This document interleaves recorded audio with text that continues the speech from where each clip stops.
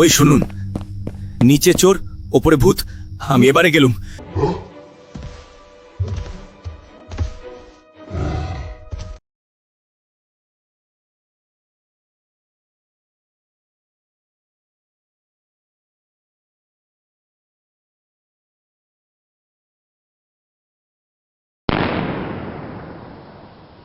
ও কি মানিকবাবু, চোখ বন্ধ করে আছেন কেন?